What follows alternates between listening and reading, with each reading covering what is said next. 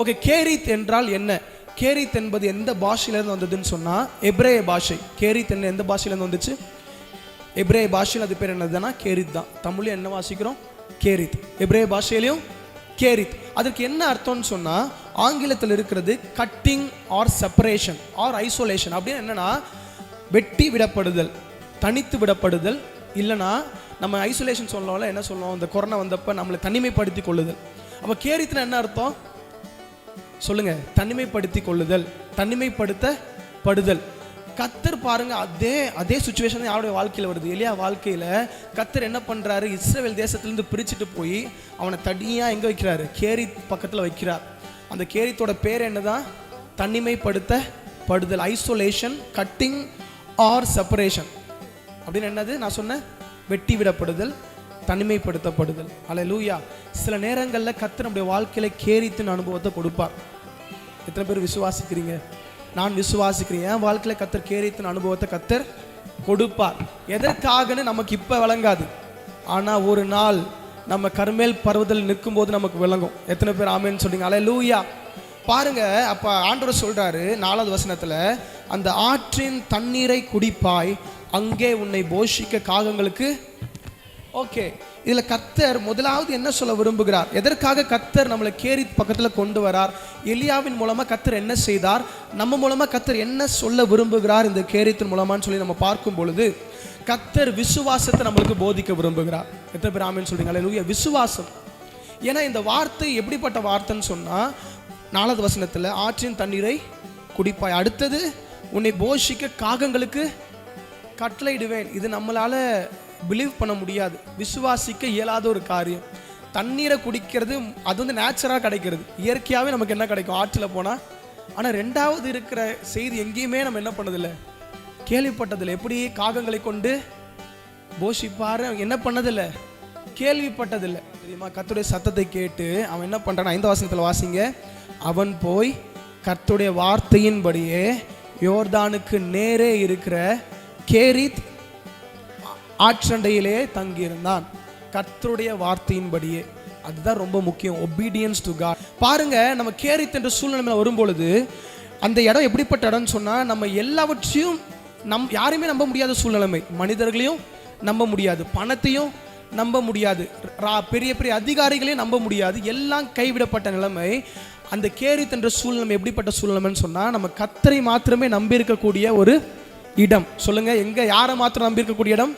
கர்த்தரை மாத்திரமே நம்மளால நம்ப முடியும். வேற யாரையும் என்ன பண்ண முடியாது, உங்க குடும்பத்தாரையும் என்ன பண்ண முடியாது. சில நேரத்தில் பைபிளில் போடப்பட்டிருக்கிற வீட்டாரே உனக்கு என்னது? சத்துரு. சில நேரம் அப்படிப்பட்ட சூழ்நிலைமை நமக்கு என்ன பண்ணும் இருக்கலாம். ஆனாலும் கர்த்தர் சொல்லுகிறார், கேரித் எதுக்கு கொண்டு வராருன்னு சொன்னா, எல்லாரும் கைவிடப்பட்ட நிலைமையில நம்ம விசுவாசிக்கிற ஒரே ஒரு நம்பத்தக்கவர், நாம் ஆராதிக்கிற இயேசு கிறிஸ்து. எத்தனை பேர் ஆமென் சொல்றீங்க? அல்லேலூயா. அப்ப அந்த இடம் வந்துச்சுன்னு சொன்னா நம்ம சோகமா இருக்கணுமா சந்தோஷமா இருக்கணும்னு சொன்னா எப்படி இருக்கணும்? சந்தோஷமா இருக்கணும். விட்டுட்டு போனவங்களை பத்தி நினைச்சு என்ன பண்ண தேவையில்ல, கவலைப்பட தேவையில்ல. ஏன்னா ஜீவனுள்ள தேவன் என்னோடு இருக்கிறார், அவரை நம்பி நான் இருக்கிறேன். அப்படிப்பட்ட சூழ்நிலை தான் இப்போ எலியாவுக்கு வந்திருக்கிறது. அவன் யாருமே நம்ப முடியல. யாரும் போய் போட்டு கொடுத்தாலும் என்ன பண்ணிடுவாங்க? ஆகாப் கிட்ட போட்டு கொடுத்துருவாங்க. எசபேலும் ஆகாயம் என்ன பண்ணிடுவாங்க? அழித்து கொன்று போட்டு விடுவார்கள். நீங்க பார்த்தீங்கன்னா போடப்பட்டிருக்கும். ஆகாப் என்ன பண்ணியிருக்கிறான்? அவன் எல்லா ஜாதிகளும் எல்லா தேசத்திலும் என்ன பண்ணியிருக்கான்? ஆட்களை அனுப்பியிருக்கிறான். எதற்குன்னு சொன்னா எலியாவை கொன்று போடுவதற்காக. எதற்காக? ஆகாபு எல்லா ஜாதிகள் எல்லா தேசத்திற்கும் என்ன பண்ணியிருக்கான்? ஆளை அனுப்பியிருக்கிறான். எதற்காகன்னு சொன்னா சட்டத்தை நிறைவேற்றுறதுக்கு இல்லை, எலியாவை தேடி அவனை கொன்று போடுவதற்கு. ஏன்னா அவனும் நினைக்கிறான் எலியா மாத்திரம் என்ன பண்ணியிருக்கிறான்? மீந்து இருக்கிறான். அவனை கொண்டுட்டா நம்ம எல்லாரும் எப்படி இருக்கலாம்? ஜாலியா இருக்கலாம் அப்படின்னு அவன் நினைச்சுக்கிட்டு இருக்கிறான். அப்படிப்பட்ட சூழ்நிலைமையில இவன் யார் முன்னாடி போய் மூஞ்சி என்ன பண்ண முடியாது? எலியா யார் முன்னாடி போய் நம்பி என்ன பண்ண முடியும்? மூஞ்ச காட்ட முடியாது. அவன் காட்டினான்னு சொன்னா அடுத்த நேரம் செய்தி எங்க போயிடும்? ஆகாபுக்கு போயிடும். உடனே ஆகாப் என்ன பண்ணுவான்? ஆட்கள் அனுப்பி அவனை கொன்றுவான் இல்லையா? இப்படிப்பட்ட சூழ்நிலைமையில எலியா இருக்கும் பொழுது கர்த்தர் சொல்றாரு, நீ எனக்கு முன்பாக நிற்கிற ஒரு நபராயிரு.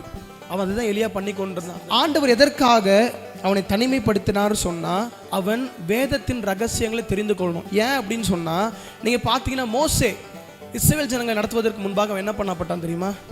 தனிமைப்படுத்தப்பட்டான். எத்தனை பேருக்கு தெரியும்? எத்தனை வருஷம் தனிமைப்படுத்தப்பட்டான்? இஸ்ரவேல் ஜனங்களை வெளியில கொண்டு வரதுக்கு முன்பாக எத்தனை வருஷம் தனிமைப்படுத்தப்பட்டிருந்தான்? 40 வருஷம். நான் சொல்றேன், அந்த கேரித்தன் அனுபவம் நமக்கு நல்லது. அப்போ மோசே தனிமைப்படுத்தி வந்ததுக்கு அப்புறம் அவன் என்ன பண்றாருன்னா, கர்த்தர் 40 வருஷம் அவனை ட்ரெயின் பண்றாரு, முட்செடியின் மூலமா பேசுறாரு, அவனுக்கு முகமுகமாய் தரிசனத்தை கொடுக்கிறாரு, அவனை கொண்டு போய் எகிப்தில் அற்புதங்களை செய்யறாரு. பின்பு 20 லட்சம் ஜனங்களை நடத்தக்கூடிய ஒரு தலைவனை என்ன பண்றான், மோசே மாறுகிறான்.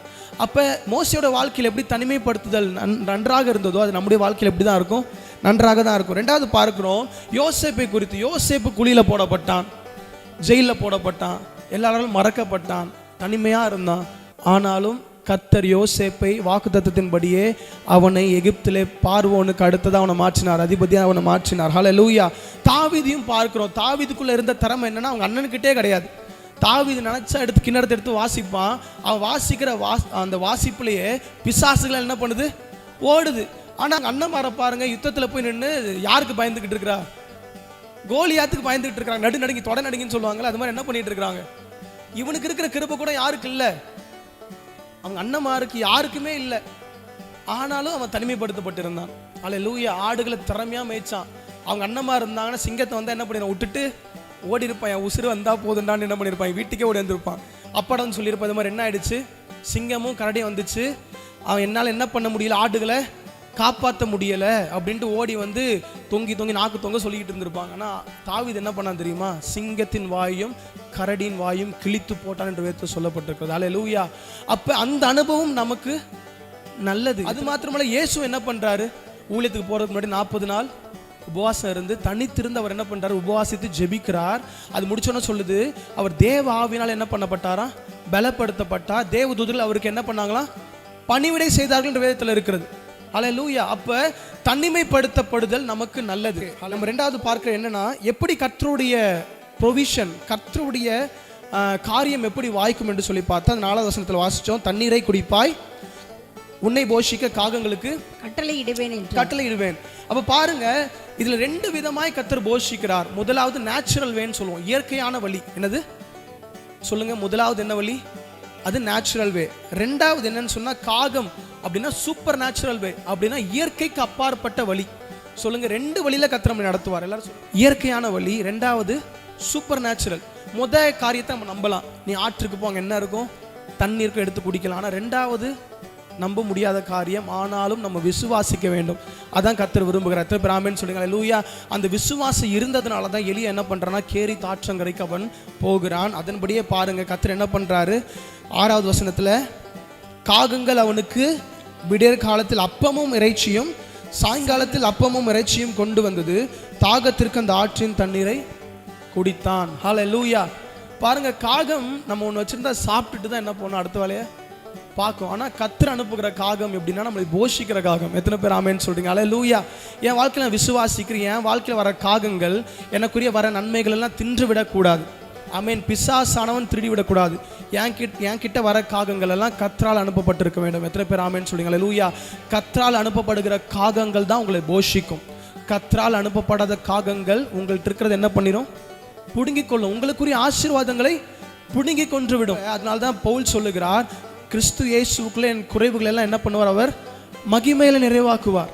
அப்போ பவுல் எப்படி அப்படி சொல்ல முடியும்னு சொன்னால், இந்த சம்பவங்கள்லாம் அவனுக்கு முன்னாடி என்ன பண்ணும் தெரியும். ஏன்னு சொன்னால், அவன் பழைய ஏற்பாடை கரைச்சி குடித்தவன். அவன் தோரா என்ற அந்த பஞ்சாகமத்தையும் என்ன பண்ணவன், கரைச்சி குடிச்சு அதில் கற்று தேர்ந்தவன் என்று வேதம் சொல்லுகிறது.